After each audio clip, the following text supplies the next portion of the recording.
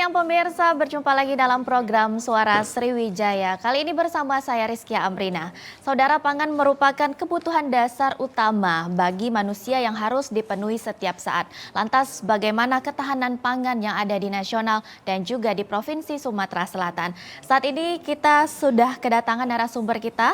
Yang pertama ada Bapak Profesor Dr. Faisal Daud MS, pakar pertanian. Selamat siang Bapak, apa kabarnya? Selamat siang, alhamdulillah sehat. Baik, sehat selalu. Dan tentunya narasumber kita yang kedua, Bapak Dr. Muhammad Abduh, Direktur PPS Universitas Taman Siswa. Selamat siang Bapak, apa kabarnya? Terima kasih, mudah-mudahan COVID tidak lewat lagi. Amin. Tentunya kita harapkan semuanya sehat-sehat selalu. Dan untuk pemirsa yang ingin bergabung melalui line telepon di 07113 454. Dan tentunya kita akan membahas mengenai tema hari ini, menggugat ketahanan pangan.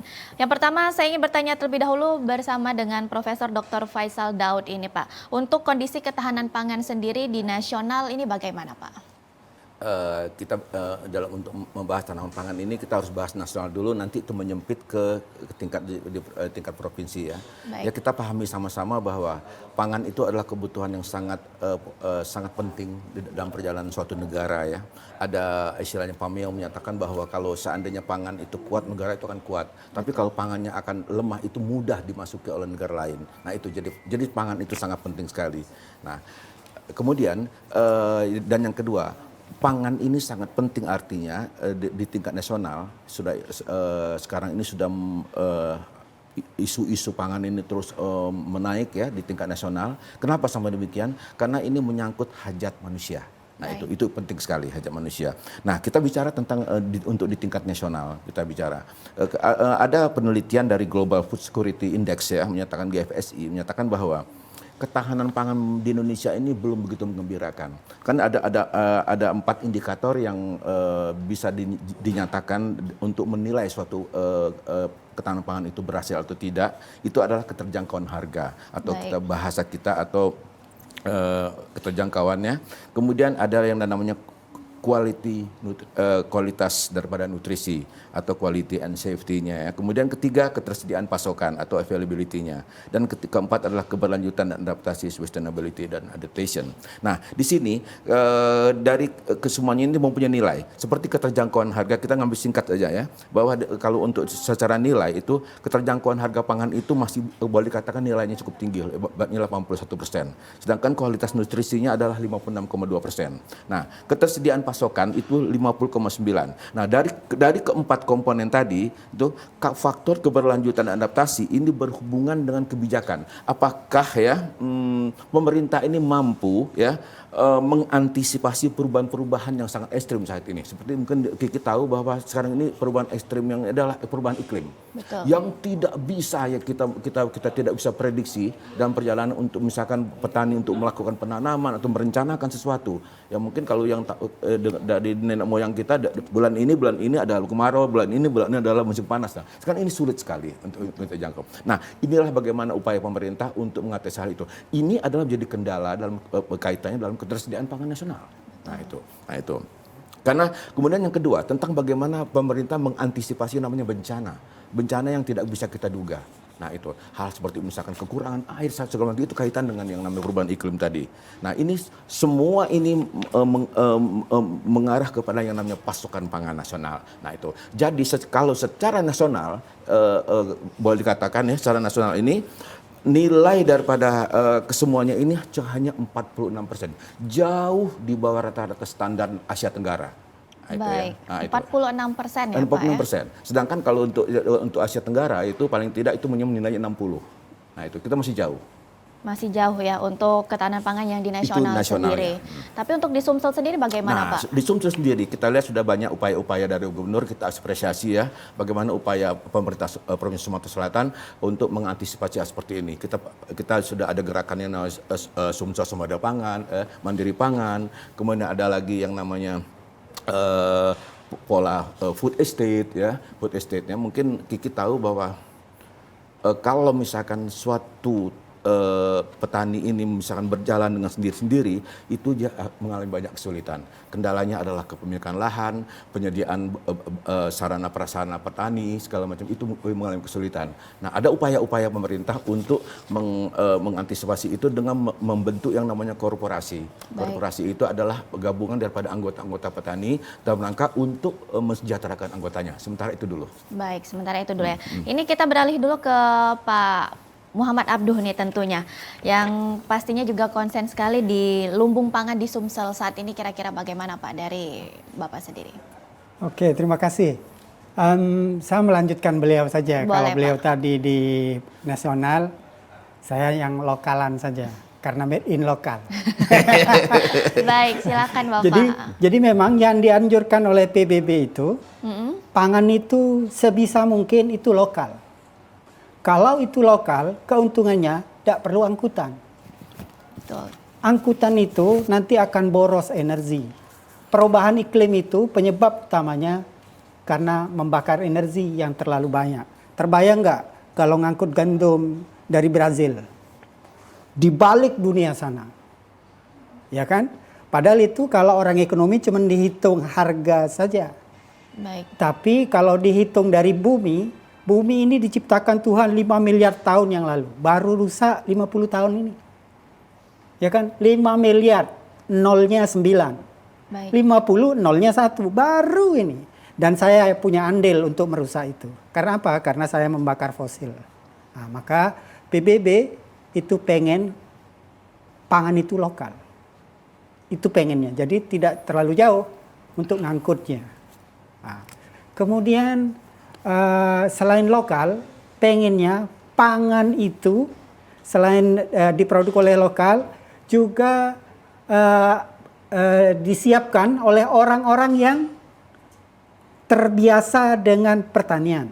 Baik. Di Sumsel itu ada hampir 3.262 desa atau kelurahan yang penghasilan pokok desa itu padi. Itu sepertiga. Sepertiga, 25 sampai 30%. Itu ada di Oku Timur, Oki, kemudian Banyuasin. Nah, itu sentranya. Sentra pangan yang namanya padi. Pengennya nanti bergeser, bukan cuma padi. Ya kan? Kalau padi itu kan hanya di 3 tempat itu. Pengennya nanti ada umbi-umbian. Nah, pengennya begitu. Jadi nanti kalaupun tidak cukup padinya, itu lewat umbi-umbian. Yang kita harus bekerja sama dengan perguruan tinggi. Gimana caranya umbi-umbian ini berbentuk seperti padi dan berasa beras. Sekarang sudah ada namanya porang. Betul. Porang itu barusan saya makan. Itu 85% mirip padi setelah saya makan. Nah, cuman harganya mahal. bisa 15 kali lipat. Betul sekali, Pak. Itu. Nah, jadi nanti kalau kita ingin ketahanan pangan juga bisa kita pertanyakan. Barangkali PBB, saya pakai PBB lagi, tidak pakai kata ketahanan, pengennya kedaulatan. Jadi barangkali rasa bahasanya saja. Terbayang nggak kalau dulu waktu perang kemerdekaan itu tidak menggunakan kata-kata kedaulatan? Jangan-jangan belum merdeka kita. Nah, jadi kedaulatan pangan memang pakai bahasa proklamator, itu harus berdiri di kaki sendiri. Terbayang nggak?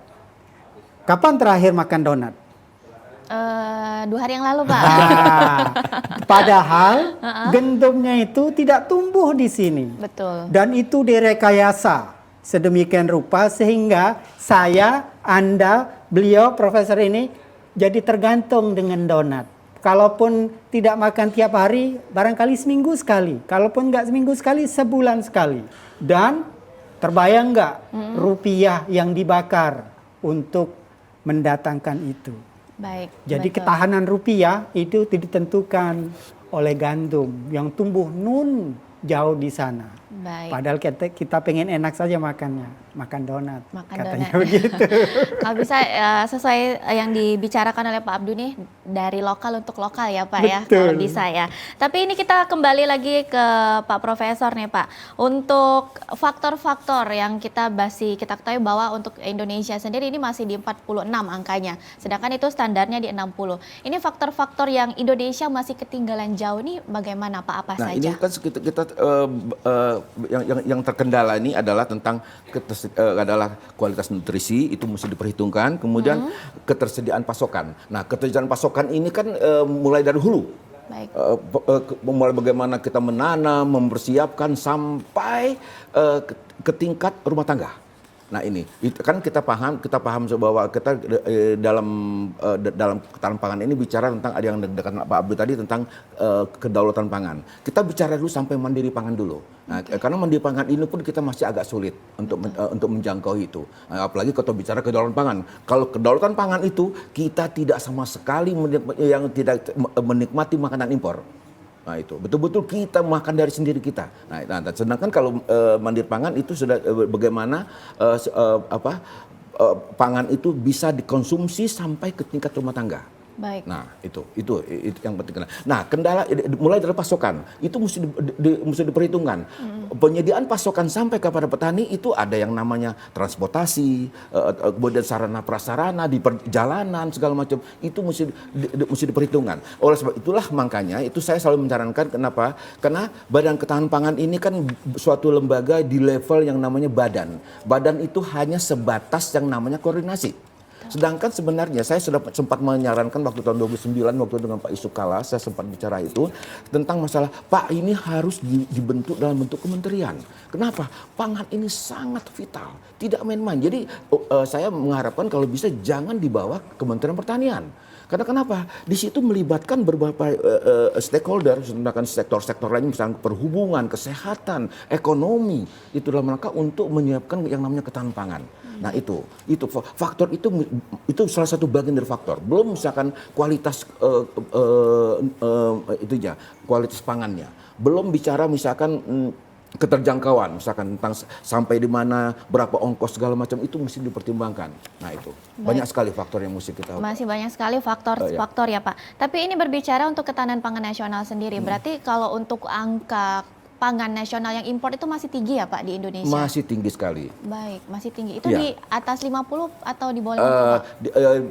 Apa tujuan pemerintah ini melakukan suatu impor ini memang tujuannya adalah untuk menyiapkan cadangan pangan. Kenapa di dalam suatu kegiatan kebijakan pemerintah itu paling tidak mesti menyediakan 6 bulan ke depan. Misalkan itu. Jadi jadi itu mesti disiapkan. Jadi tidak dadakan tiba-tiba nanti beras tidak ada stok, tidak mungkin. Nah, pasti itu oleh sebab itulah kadang-kadang ini mesti diperhitungkan dengan matang-matang ya, yang namanya 9 bahan pokok itu mesti disiapkan matang-matang. Nah, ini jangan sampai hal ini terjadi.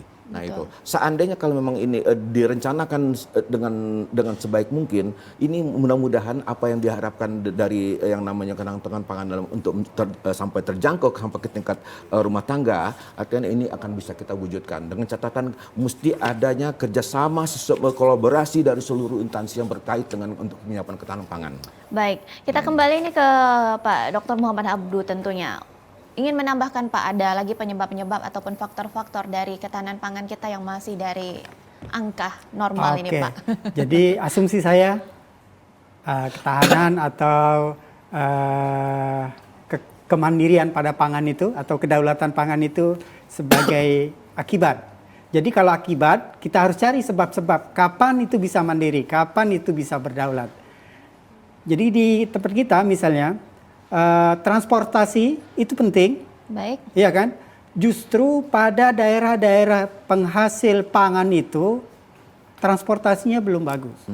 Jadi kalau kita tingkatkan jalan untuk ke sentra-sentra itu, misalnya di Oku Timur itu masih ada 20% desanya itu tidak bisa dijangkau oleh kendaraan. Kalau di Oki itu lebih tinggi. Demikian juga di Banyuasin. 3 tempat itu begitu transportasi diperbaiki, infrastruktur jalan diperbaiki, maka dengan sendirinya persediaan pangan itu bisa meningkat karena orang akan mudah nanti akan melempar hasilnya. Kemudian masih banyak celah lagi. Pemerintah itu menyiapkan kredit ketahanan pangan. Ada kreditnya ya, Sudah Pak? ada kredit ketahanan pangan. Jadi saya punya angka ini. Sayangnya untuk Banyuasin yang paling tinggi sebagai sentra pangan itu 98% desanya, 97,6 itu tak terjangkau oleh kredit ketahanan pangan. Kredit ketahanan pangan. Baik. Kemudian di Oku Timur itu 100% tak ada kredit ketahanan pangan. Nah, jadi kalau dua tempat itu misalnya pihak perbankan menginisiasi untuk kredit ketahanan pangan, mudah-mudahan itu akan lebih cepat perkembangannya. Jadi Baik. bukan hanya Oku Timur dengan Banyuasin, tapi sentra-sentra lain seperti di Musirawas itu bisa hidup. Karena apa? Sekarang kan orang susah mau berinvestasi untuk pangan ini. Dia harus nyiapkan benih, dia harus nyiapkan pupuk, dia harus nyiapkan, kalau tidak punya, kita harus nyiapkan lahan. Begitu Banyak 3 hal persiapannya ya, ini Pak, ya?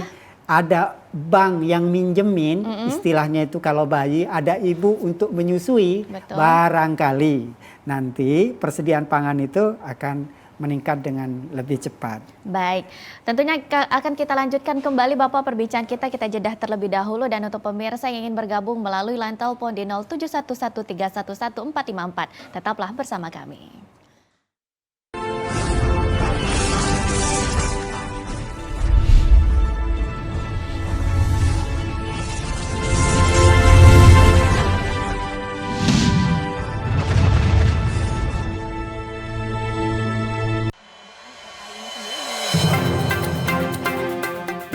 Banyak sekali teknologi berbasis kecerdasan buatan yang bisa kita manfaatkan.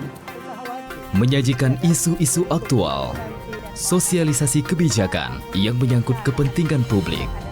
Artinya memberikan ruang kepada peserta didik untuk berkembang sesuai dengan keinginan mereka, sesuai dengan passion mereka, bakat dan minat mereka. Semuanya bisa Anda simak dalam dialog suara Sriwijaya.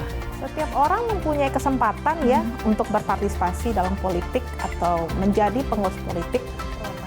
Dengan menghadirkan narasumber yang berkompeten dari kalangan akademisi, tokoh masyarakat, maupun birokrasi.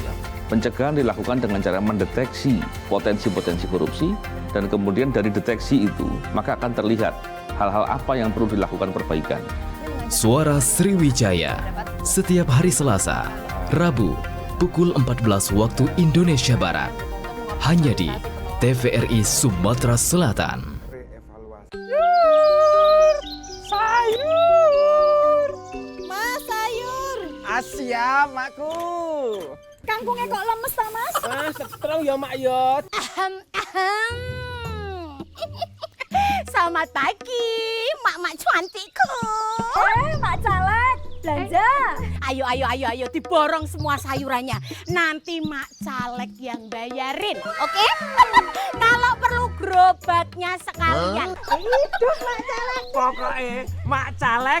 Yes. Kalau uangnya kurang nanti saya tambahi cash. Tapi inget jangan lupa, pemilu nanti pilih saya. Stop. Gak bahaya tak? Hati-hati ya mak-mak. Kita harus cerdas. Mak Caleg ini main politik uang, denger ya. Pemberi dan penerima politik uang bisa dipidana, bisa dipenjara. Iya mak-mak, jangan diterima. Biar gini-gini kita masih punya harga diri loh. Masa depan bangsa nggak bisa dibeli. Enaknya dapat uang cuma sekali, ruginya 5 tahun. Ayo mama cerdas, kita rapatkan barisan. Pemilih cerdas, tolak dan lawan politik uang. Sabar mamaku sayang. Ya. Hei, tunggu.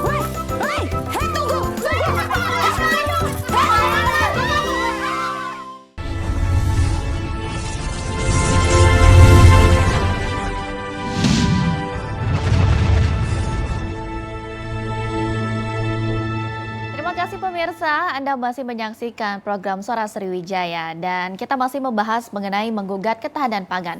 Untuk pemirsa yang ingin bergabung melalui line telepon di 0711311454 dan masih bersama kedua narasumber kita. Yang pertama ada Bapak Profesor Dr.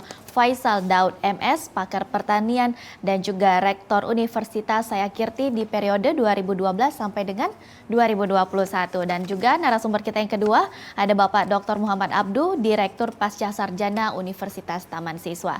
Kita lanjutkan kembali, tentunya perbincangan kita sudah banyak sekali akibat dari sebab-sebab ketahanan pangan yang sudah kita bahas sebelumnya. Tapi untuk tantangan sendiri Pak, ini kita kembali ke Pak Profesor Faisal ini. Bagaimana untuk tantangan dari ketahanan pangan ini sendiri Pak? Banyak sekali, memang terus terang tantangan masih banyak dihadapi di depan ini ya. Banyak persoalan. Seperti contohnya kita sebutkan misalnya perubahan iklim. Kita mesti antisipasi. Kemudian geopolitik. Geopolitik. Ya, geopolitik ini coba contoh kita tentang perubahan iklim. Nah, perubahan iklim ini kita mesti merencanakan suatu hal sedetail mungkin. Jangan sampai nanti terjadi kegagalan panen. Kemarin ini saya ke Sungsang, terakhir saya ke sana itu melihat tentang rencana penanaman. Mereka tadi merencanakan penanam di bulan September. Saya bilang ini perkiraan untuk hujan ini belum tentu sampai di sana. Bisa nanti Anda akan menanam di bulan depan. Nah, ini ada pergeseran. Nah itu salah satu perubahan iklim. Nah, itu mesti kita antisipasi ya. Nah, kemudian kedua geopolitik. Geopolitik ini adalah tantangan. Kita ini berada di wilayah yang antara negara lintas negara. Kemudian yang paling penting dikatakan Pak Abdu tadi tentang gandum. Kan kita Ukraina ini adalah penghasil gandum yang besar. Sekarang ini dihantam sama Rusia. Berdampak nggak dengan kita? Sangat. Sangat berdampak. Nah karena dengan adanya ini salah satu bentuk yang hal seperti itu. Kemudian pertumbuhan penduduk yang begitu cepat ya tanpa dibarengi dengan penyediaan lahan yang baik. Nah itu salah satu kendala. Kemudian ada lagi konversi lahan. Konversi lahan itu mungkin kita tahu ya berpindahnya lahan pertanian menjadi kegunaan untuk lahan lain. Betul. Itu bahasa Bapak itu per jamnya itu satu lapangan sepak bola itu bahasanya. Bahasa saking itu Pak Abdu. Jadi 1 jam itu bisa ada terjadi perpindahan lahan itu satu lapangan sepak bola. Bayangkan, karena kalau 1 hari itu berarti 24 lapangan sepak bola besarnya. Kita perkirakan seperti itu. Nah sekarang ini sudah sampai boleh dikatakan sudah sampai 600 juta itu ada jadi konversi lahan. Kemudian ada lagi yang hal sangat penting tentang masalah regenerasi petani. Nah, apakah petani-petani yang muda ini mau untuk terjun ke dunia pertanian? Nah, ini jadi kendala. Banyak yang nggak mau ya Pak ya? Dianggapnya kotor. Padahal mereka tidak tahu bahwa di situ adalah sumber kehidupan. Sebenarnya ada sumber kehidupan. Mereka tidak tahu. Kalau mereka tahu bahwa di situ ada sumber kehidupan, mereka akan mau. Sebetulnya maka kita sosialisasikan bahwa dunia pertanian ini bukan dunia kotor yang seperti digambarkan. Dunia ini adalah dunia yang akan menghasilkan sesuatu ke depannya. Nah itu. Kemudian ada lagi yang namanya jaminan harga. Mungkin Pak Abdul mungkin akan bisa membawanya. Selama ini memang petani ini kesulitan dalam menjual barang-barangnya itu apalagi kata Kiki itu pada saat panen besar. Nah itu. Nah ini yang penting sekali yang namanya sebuah korporasi yang mesti bisa menjamin dan bisa mensejahterakan anggotanya, ya itu adalah petani. Nah ini tantangan itu mesti itu kalau untuk membahas seperti itu nggak cukup 1 jam ini, nggak cukup. Tapi saya sebutkan itu persoalan-persoalan yang sangat inti sekali dalam menghadapi mempersiapkan untuk ketahanan pangan. Baik, berarti memang tantangannya ini sulit dan banyak ya bisa dibilang. Banyak sekali. Iya, banyak sekali. Ini Pak Abdu ini dari tadi kayaknya udah nggak sabar lagi nih menanggapi ya. Ini bagaimana nih Pak Abdu dari tantangan sendiri nih? Banyak yang sudah disebutkan oleh Pak Profesor nih, bagaimana Pak? Jadi keywordnya karena pangan itu adalah kehidupan. Betul. Yang hidup itu siapa? Manusia. Manusia itu tandanya apa yang paling memanusiakan? Itu pembelajar. Baik. Nah, maka yang disebutkan oleh beliau tadi itu asumsinya kalau manusianya itu pembelajar, manusia petaninya pembelajar, manusia yang mengelola, dalam hal ini pemerintah juga pembelajar, maka separuh persoalan itu sudah selesai. Nah, yang susah itu kalau kita tidak mau belajar. Misalnya kalau tahun yang lalu kita misalnya impor 11 juta ton. Masa tahun depan mau tetap? Pengennya kan tahun depannya berkurang. Berkurang ya Pak, bukan dari bertambah mana itu ya? bisa berkurang? Tentu kita akan menciptakan temuan-temuan baru dari yang selama ini tidak dipakai, misalnya kayak porang tadi, siapa yang mau makan porang? Itu kan, tetapi dengan teknologi tertentu dia bisa menggantikan beras. Nah, siapa yang bisa mengelola itu? Ya tentu para cendekiawan. Ayo, kalau yang namanya cendekiawan itu ya harus mewariskan kepintarannya, ya kan? Merekayasa pangan yang selama ini tidak dilirik menjadi dilirik, begitu kan? Dan harus diwanti-wanti, ayo dong hidupnya jangan melulu cari untung untuk berdagang. Kalau udah ngitung nyari untung lewat dagang, maka banyak sumber-sumber yang seharusnya itu menginspirasi itu tertukar dengan keuntungan saja, ya kan? Tidak pernah kita membayangkan bahwa nilai rupiah itu seandainya kita tidak pernah impor, maka nilai rupiah itu akan gagah, ya kan? Betul. Tetapi kalau kita itu selalu impor, maka nilai rupiahnya menjadi loyo. Begitu kata ahli ekonomi kan. Maka sebab-sebabnya kita harus perbaiki. Salah satu sebabnya misalnya infrastrukturnya diperbaiki. Kalaupun sekarang pilihan penyelenggara pemerintahan itu infrastruktur, jangan diomeli dulu. Nanti 25 tahun ke depan lihat lihat hasilnya, kan begitu. Samalah dengan Kiki dulu. Kiki waktu kecil dulu kan nggak bisa ngapa-ngapain dia, makan aja dibantu, ya kan. Betul. Jangan ditanya kamu ini makan terus. Nah, kapan memproduksinya, kan begitu. Nah, jadi yang sekarang sudah ada infrastruktur itu harus dimanfaatkan. Terbayang nggak dari Palembang ke Indralaya, kanan kiri itu ada apa? Ada lahan-lahan. Seharusnya kan tidak begitu. Justru mudah-mudahan dengan kita sering lewat itu terinspirasi. Kok banyak lahan kosong? Belum lagi yang Kayu Agung ke Lampung. Kiri kanan ada apa? Kosong lahan. Bayangkan dengan jalan tol yang di Jawa. Kiri kanan ada apa? Sama. Jadi sering kalau kita sering bertanya, berarti kita sering belajar. Maka mudah-mudahan yang lewat infrastruktur tadi itu dapat inspirasi baru. Seharusnya kanan kiri ini harus menjadi gudang pangan. Baik. Kan begitu. Kalau selama ini cuma tandus, oke lah. Kalaupun bukan pangan, ya tumbuhan lain yang bisa menghasilkan sesuatu. Nanti hasilnya kita tuker. Nukernya jangan jauh-jauh, jangan nuker dengan gandum, kan jauh. Bakar minyak berapa banyak tuh, terbayang nggak? Tuker dengan ubi, jagung, paling jauh nanti nukernya ke Gorontalo, kan masih deket sini lah. Itu kira-kira tantangannya, harus konsisten, jangan selalu mencari untung dengan berdagang, termasuk oleh para pengelolanya. Oke, berarti kalau dibilang dari Pak Abdu nih sebelumnya bahwa masih banyak sumber daya alam yang masih belum dikelola dengan baik ya Pak ya. Tapi ini untuk dari Pak Profesor sendiri ini bagaimana Pak untuk sumber daya alam? Ini sudah maksimal belum digunakan? Ini kita bicara Sumatera Selatan. Baik. Kan kita hasil data yang kita peroleh dari Dinas Pertanian itu katanya tahun 2019 itu katanya mencapai 2,6 juta ton GKG gabah kering giling, setara dengan kalau katakan 1,8 ton beras ya, 1,8 juta ton beras. Nah itu. Kemudian tahun 2002 ada peningkatan 2,7. Nah, kemudian kita kaitkan ini dengan yang katanya bahwa lahan di Sumatera Selatan ini 470.000 hektar. Nah, itu terdiri pada lahan pasang surut tadi Pak, pasang surut dan lahan rawa. Pak Abdu tadi kayaknya sepertinya gatal sekali melihat kiri kanan ini kok belum diapa-apakan. Nah, inilah yang mesti kita maksimalkan, bagaimana kita memaksimalkan lahan yang namanya pasang surut dan gambut. Karena lahan ini potensial untuk sebagai lahan untuk ditanamnya namanya tanaman pangan. Okay. Nah, itu. Jadi kalau kita lihat di sini jumlahnya itu kita ini memiliki luas lahan sawah itu 470.000 hektar terdiri pada lahan pasang surut dan rawa lebak. Nah 73%-nya adalah rawa lebak. Nah ini belum kita optimalkan.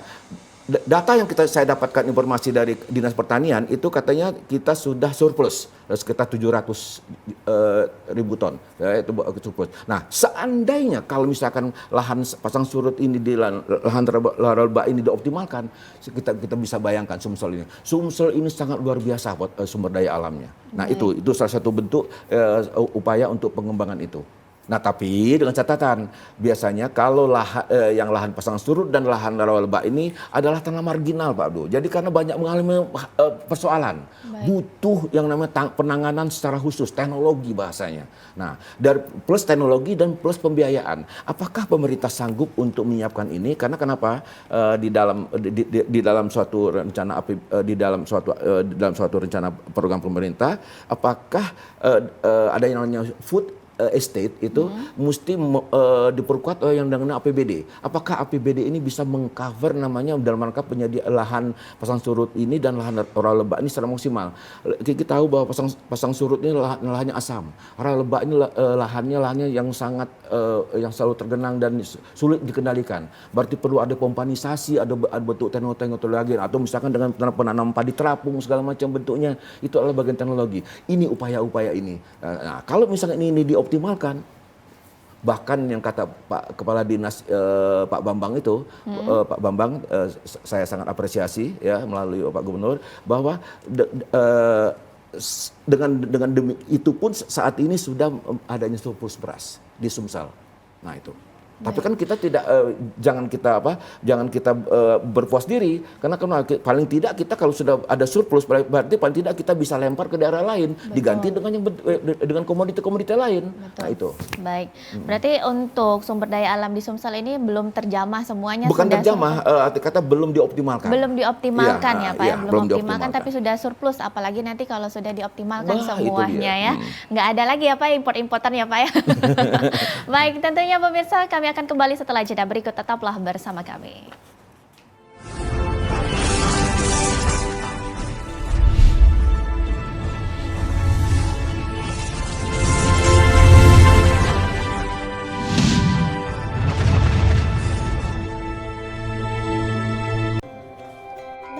Memahami Al-Quran sebagai pedoman hidup harus dimulai dengan belajar baca Al-Quran sejak usia dini. Walaupun sudah bersambung, boleh diputus ba ya. Cinta Quran. Program acara belajar baca Al-Quran dengan metode Iqra. Wahlul 'uqdatam min lisani yafqahu qawli. Setiap hari Senin pukul 9 waktu Indonesia Barat dan pukul 14 waktu Indonesia Barat. Hanya di TVRI Sumatera Selatan.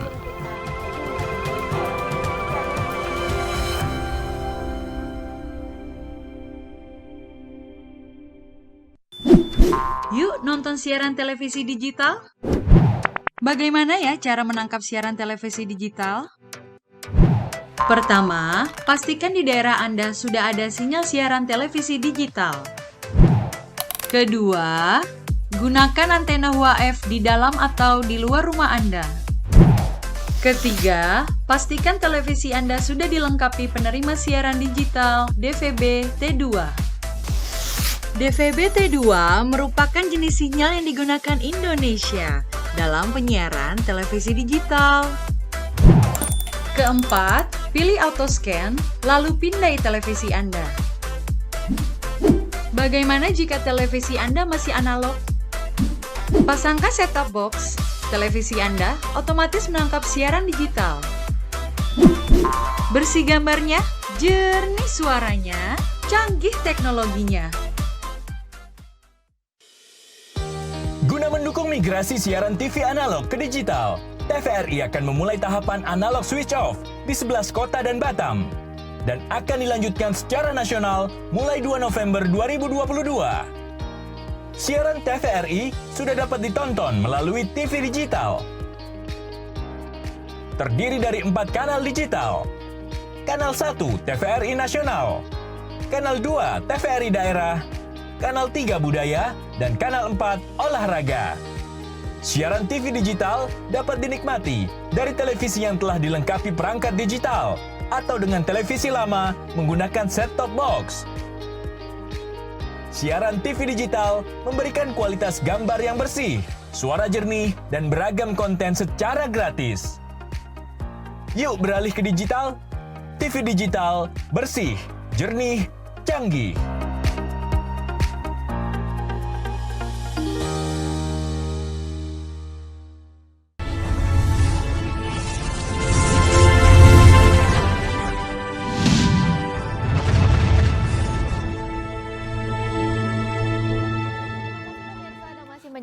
program Suara Sriwijaya. Dan untuk pemirsa yang ingin bergabung melalui line telepon di 0711 311 454. Dan kita lanjutkan kembali perbincangan kita mengenai menggugat ketahanan pangan. Sebelumnya kita sudah membahas nih mengenai dari akibat-akibat dari ketahanan pangan yang masih belum mencapai nilai yang baik untuk di Indonesia sendiri. Ini solusinya apa saja nih Pak? Solusi yang memang harus dilakukan baik itu dari pemerintah ataupun juga kita sebagai masyarakat. Boleh ke Profesor terlebih dahulu. Jadi dalam rangka untuk mencari sebuah solusi, tentunya kita mesti tahu persoalannya dulu secara matang ya.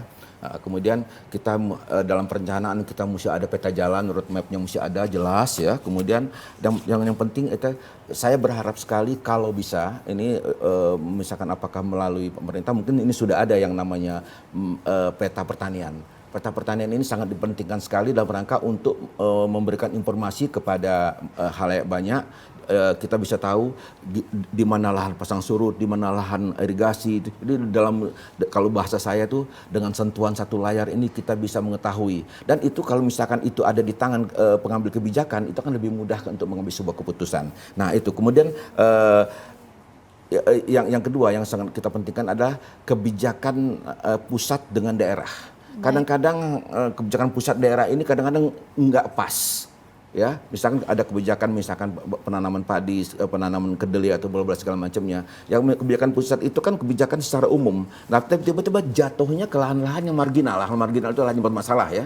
Nah, ini tentunya kan akan membuat jadi sulit pihak pengelola termasuk penyuluh dan petani itu untuk melakukan langkah-langkah seperti itu. Nah, itu jadi persoalan. Nah, kemudian yang penting adalah manajemen. Nah, oleh sebab itu saya senang mendengarnya, saya apresiasi juga bahwa untuk food estate di Sumatera Selatan yang berada di 3 titik kabupaten, ya 3 titik kabupaten itu kabupatennya kalau saya sebutkan itu ada Oki, Banyuasin, Mubas ada 5 ya, itu sudah masuk ke estate ya. Nah di situ tuh kalau bisa kita dioptimalkan, di mana kepala dinas ini sudah melakukan yang namanya korporasi. Apa tujuan korporasi itu? Banyak sekali manfaat untuk petani, untuk anggota itu. Kenapa? Mungkin kita tahu kalau seorang petani misalkan membawa untuk mencari permodalan ke bank dengan di individu, itu tidak akan digubris oleh pihak bank, tidak diperhatikan sekali. Nah, jadi dengan korporasi, nah itu biasanya akan diperhatikan oleh pihak perbankan karena ada penjamin, ada segala macamnya itu. Dan karena korporasi ini adalah berbadan hukum. Berbadan hukum itu tentunya kan legalitasnya, legal standing segala macam itu yang mesti kita mesti diperhitungkan.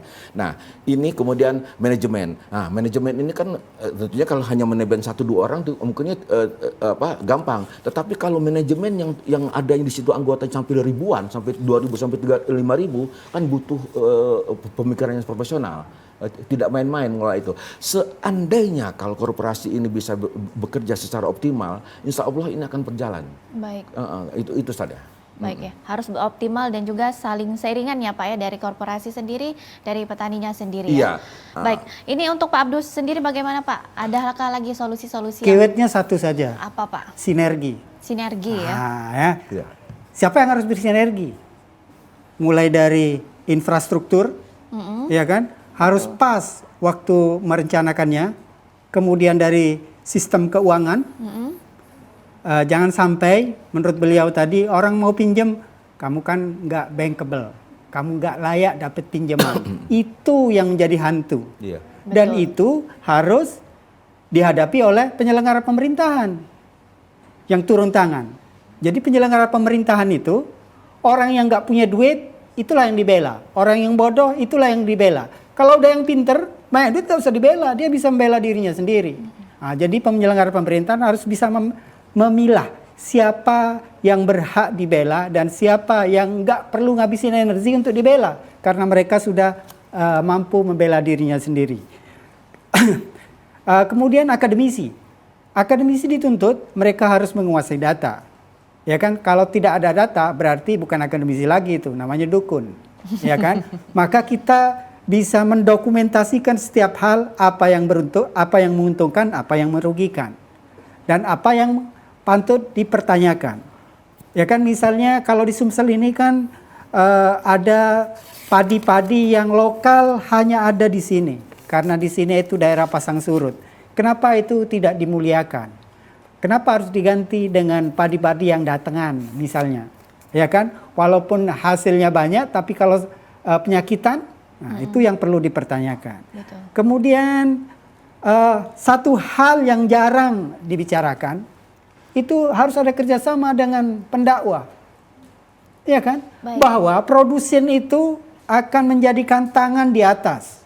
Mulia. Bukan hanya konsumen yang tangan di bawah kalau kurang minta. Nah, jadi nanti pendakwah itu ada waktu tertentu. Misalnya kalau dia berceramah 5 kali, 1 kali ngomongin tentang pertanian. Ya kan? Karena apa? Zakat saja ada zakat pertanian. Betul. Iya kan?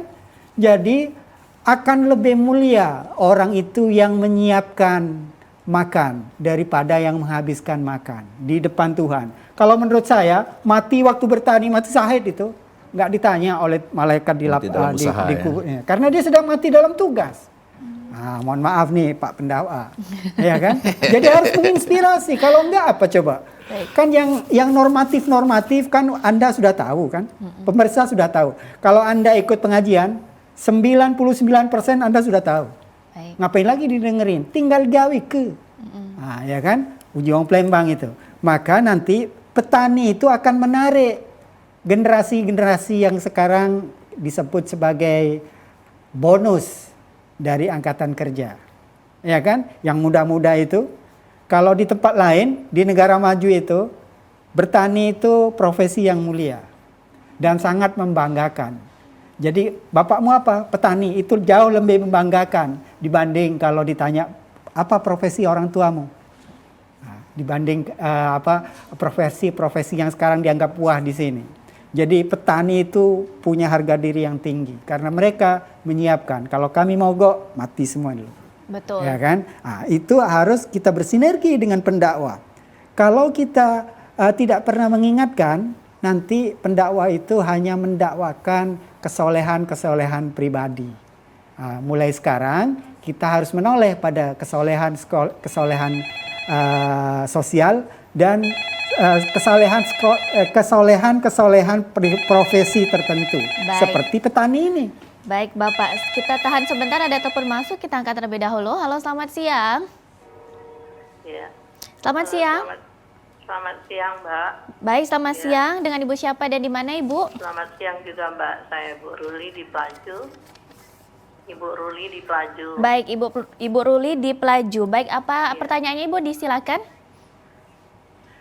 Kalau saya ingin menyampaikan saran, kalau masalah kejelasannya seperti kata Bapak tadi berdua, memang saya sepakat dan sungguh menyenangkan di era Pak Jokowi ini untuk ketahanan pangan. Saya rasa ya lumayan banyak kemajuan dari pertanian, peternakan. Ya. Cuman yang saya harapkan colong dari pemerintah masalah jalan-jalan yang untuk menuju ke tempat tujuan seperti di desa-desa itu kan, nah seperti jembatan apa itu, agar hasil dari pekerjaan kita itu untuk melaluinya itu tidak terhambat gitu. Sama keamanan, keamanan tolong ditingkatkan supaya kita kan untuk membawa hasil dari pekerjaan itu tidak ada gangguan dari keamanan itu. Nah, itu aja himbauan saya. Baik. Makasih ya Mbak, makasih ya Pak. Baik. Waalaikumsalam warahmatullahi wabarakatuh. Terima kasih Bu Ruli. Ini sepertinya Ibu Ruli ini sebagai produsen ya, karena dia kayaknya ada sering terkendala dengan keamanan dari daerah untuk membawa hasil ke kota. Ini boleh Pak Profesor menambahkan dan menanggapi. Ibu Ruli, terima kasih atas perhatiannya dan atensinya di acara ini. Saya bangga dengan mungkin Ibu ada kegiatan ya, ada kegiatan tertentu. Tapi yang saya pahami bahwa itu yang saya tekankan tadi Bu Ruli, bahwa infrastruktur ini sangat penting sekali. Ya kita tidak menafikan bahwa kenapa Bapak Presiden dan pasukannya ini membangun jalan-jalan ini mulai dari se-Indonesia ini diupayakan menjadi maksimal. Kenapa? Kita harus bersamakan, bukan saya bandingkan seperti yang di negara lain itu sampai ke titik produksi itu jalan itu dalam keadaan baik. Karena kenapa? Dengan infrastruktur yang buruk itu akan menjadi biaya tinggi untuk untuk pengangkutan segala macam. Nah, ini jadi kita upayakan sampai ke sana. Jadi kita upayakan infrastruktur, jalan, sarana segala macam itu kita mesti maksimalkan. Nah, termasuk di dalamnya adalah keamanan. Ya, keamanan itu sangat penting sekali. Bisa terjadi bahwa nanti misalkan adanya perampokan di tengah jalan. Nah, ini mesti kita buat aparat yang kaitan dengan keamanan ini memikirkan hal seperti itu agar si produsen ini dengan nyaman itu dia bisa melakukan membawa barang-barang itu sampai ke tempat tujuan. Nah, ini adalah termasuk aparat pemerintah ya, di situ misalnya ada kepolisian, mungkin ada disupport oleh TNI untuk mendukung itu. Dan kalau bisa masukkan juga lembaga-lembaga sosial masyarakat yang bisa mengamankan wilayah-wilayah masing-masing itu. Nah, jadi tidak melulu dari aparat pemerintah. Pak Abdul? Oke, saya menyambung. Kita perlu belajar ke Aceh. Baik. Aceh itu menantang. Datanglah kamu kemanapun di Aceh, jalan pasti bagus. Dan yang utama, mau berangkat jam 1, jam 2, jam 3, silahkan. Pasti mereka bisa memastikan akan aman. Nah, itu yang menjadi tantangan untuk di kita. Orang bertanya-tanya, kenapa Aceh itu aman? Orang sedikit berbisik, barangkali karena faktor keagamaan. Dan itu harusnya di blow up oleh pendakwah. Ayo tiru Aceh untuk dalam hal itu. Kalau ganjanya nggak usah disebut, ya kan? Jadi keamanannya karena mereka cuma berdagang, saya nggak pakai katanya kan. Jadi keamanan dan jalan itu bisa mencontoh ke Aceh. Di Sumatera yang paling tidak aman itu di Lampung. Jadi data Survei Sosial Ekonomi Nasional itu selalu mengungkapkan rasa aman. Betul. Jadi saya ini merasa aman. Kiki berani nggak dari bandara ke Jakabaring jam 12 malam jalan kaki? Nggak berani, Pak. Kalau di Aceh dijamin. Oh, baik. Di Aceh dijamin. Mereka aman dalam perjalanan. Kemudian tentang jalan tadi, saya punya data nih. Jadi BPS itu mengkategorikan jalan itu yang sepanjang tahun baik.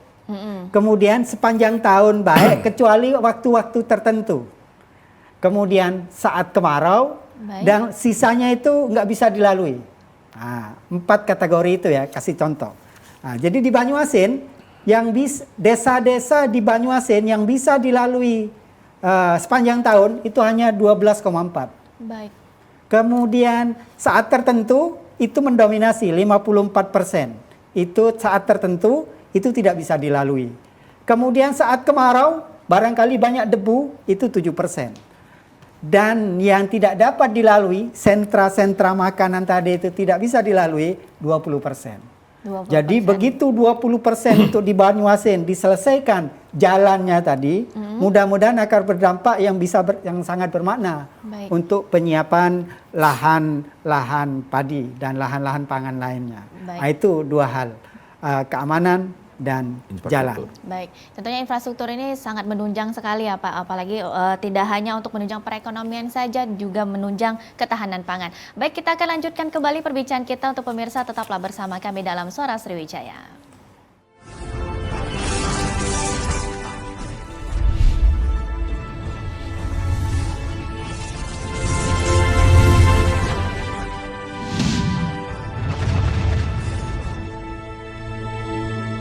Mengartikulasikan segala kepentingan kita, tapi dengan adanya media sosial kita dapat secara lebih elegan dalam menyampaikan bagaimana aspirasi dari masyarakat itu sendiri. Ketika kaum milenial berbicara, lugas, tegas, dan tuntas. Oke, saya ke audiens terlebih dahulu nih. Kita akan salah. Ada banyak ide kreatif yang lahir dari pikiran mereka. Karena bisnis itu bukan textbook begitu, nggak selalu textbook. Pebisnis yang handal itu saya kira adalah orang yang selalu berinovasi. 10 tahun menjadi salah satu pedangdut di... Menginspirasi generasi muda untuk terus berkarya demi masa depan bangsa yang lebih baik. Tetap optimis terus kan? Dengan pembuktian loh Bang kita.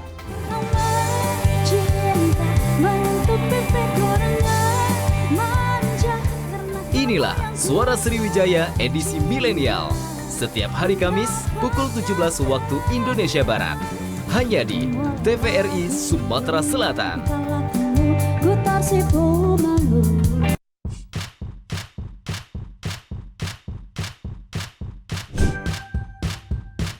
Keluarga Indonesia, sudah saatnya kita cerdas memilih tontonan yang tepat untuk anak.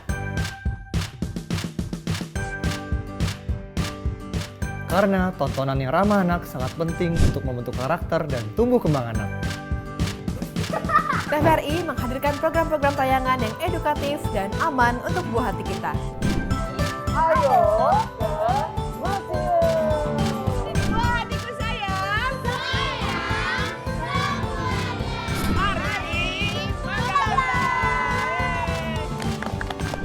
Kami, anak-anak Deva, hidup dari lontong. Seru-seru kan acaranya? Seru banget. Teman-teman jangan lupa nonton TVRI ya. Dan pastinya ramah untuk anak.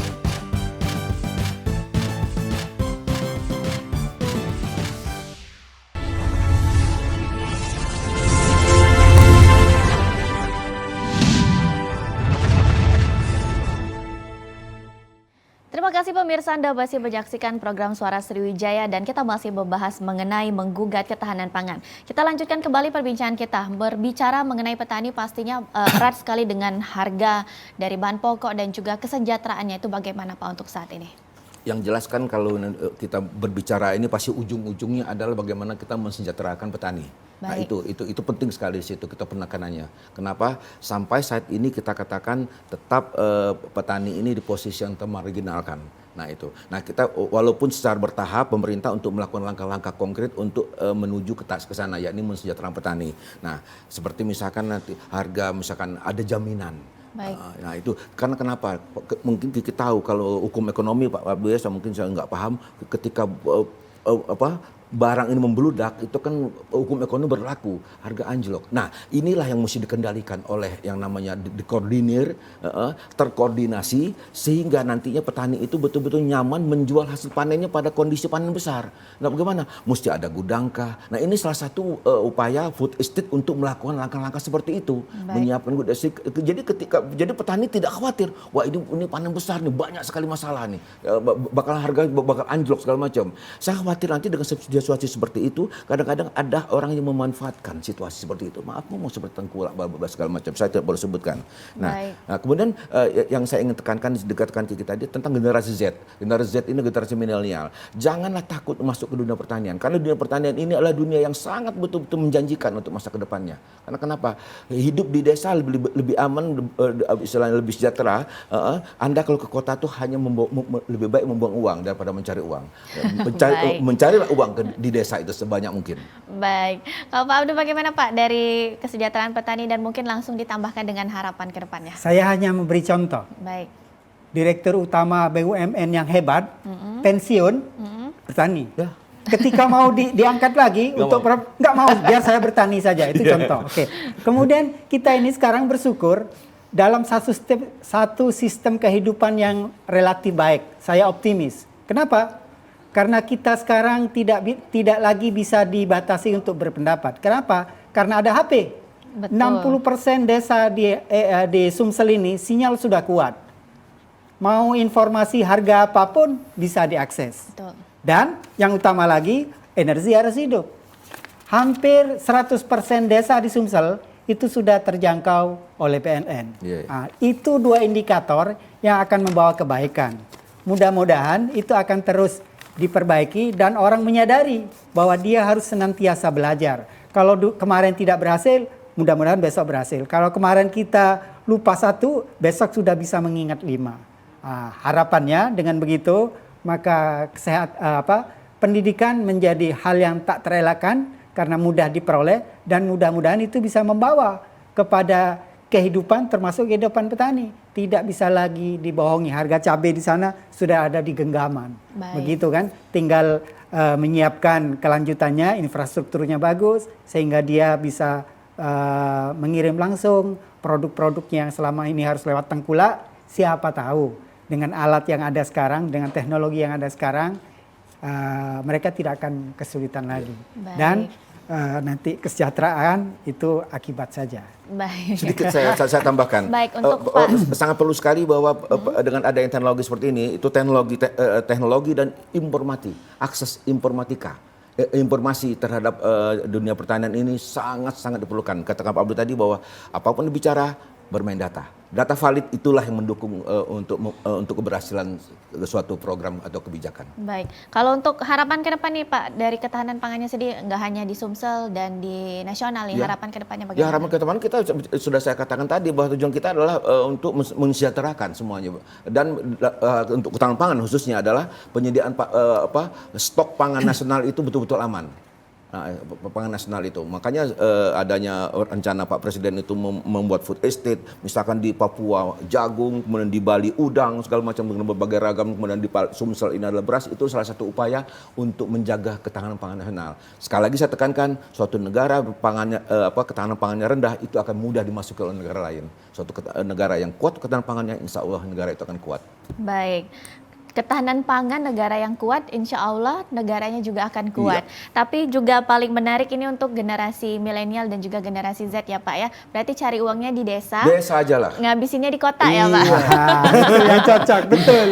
Tinggal di desa, penghasilan kota. Iya. Baik, tinggal di desa, penghasilan kota. Jangan hanya mencari nafkahnya di kota saja ya. Dan tentunya kita sebagai masyarakat jangan hanya seperti Pak Abdul, di tangan di bawah sama di atas sama saja ya Pak. Betul. Antara konsumtif dan produktif. Jadi sebagai masyarakat sudah banyak sekali program-program yang dicanangkan juga oleh pemerintah. Kita juga bisa sebagai masyarakat juga bisa menghasilkan. Jangan sampai hanya konsumtif saja, tapi kita juga bisa produktif. Ya. Baik, dan ya, sila kelima lebih cepat tercapai, keadilan sosial. Itu yang utama. Baik, itu tujuan utamanya ya. Baik, terima kasih Bapak Profesor Dr. Faisal Daud MS, pakar pertanian dan juga Rektor Universitas Saikiyati di periode 2012 sampai dengan 2021, dan juga Bapak Dr. Muhammad Abduh, Direktur Pasca Sarjana Universitas Taman Siswa. Terima kasih atas waktunya dan informasinya Bapak. Sehat selalu, terima kasih. Dan pemirsa, akhir kata saya Rizkia Amrina pamit undur diri. Terima kasih atas kebersamaan Anda TVRI Media Pemersatu Bangsa. Sampai jumpa.